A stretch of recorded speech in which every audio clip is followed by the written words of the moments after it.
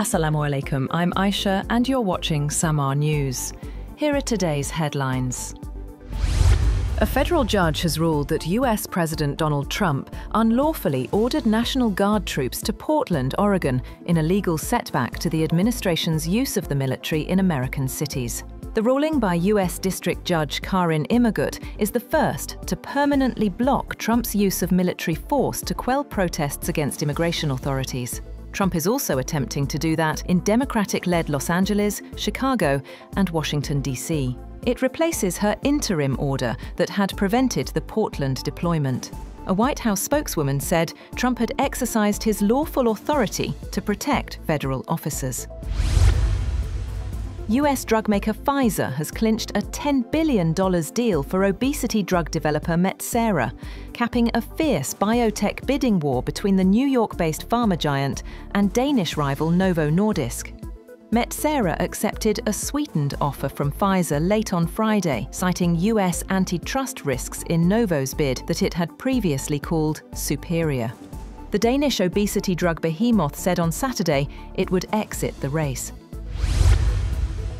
Russia has launched a barrage of drones and missiles in overnight attacks on Ukraine, killing at least 3 people and damaging large energy infrastructure facilities in 3 regions. President Zelensky said Russia had launched more than 450 drones and 45 missiles. 2 people were killed and 12 wounded in the city of Dnipro when a drone hit an apartment building. 1 person was killed in the Kharkiv region.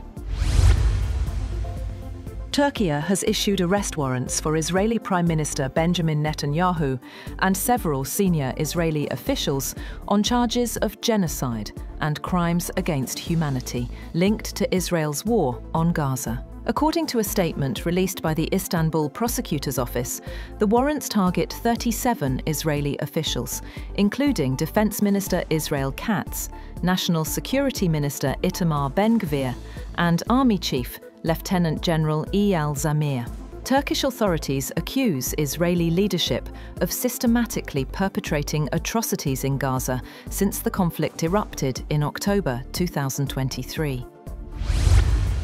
The United States has granted Hungary a 1-year exemption from US sanctions for using Russian oil and gas, after Hungarian Prime Minister Viktor Orban pressed his case for a reprieve during a friendly meeting with President Donald Trump in Washington.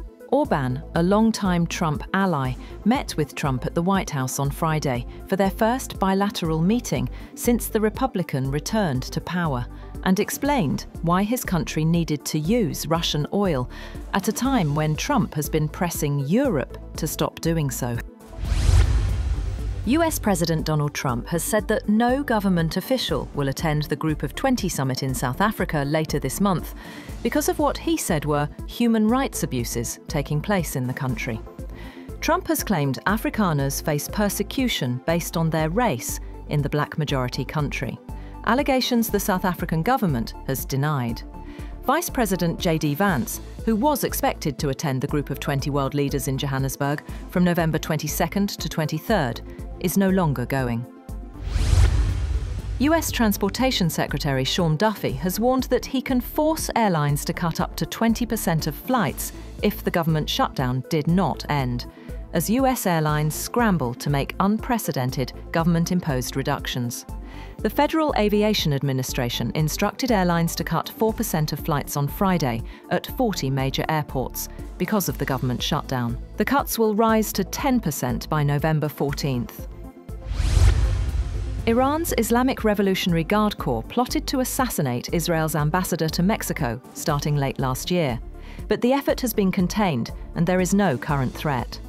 Mexico's government said later in the day it has no information regarding an alleged attack against the Israeli ambassador to Mexico. The US official says the plot against the ambassador was active through the first half of this year.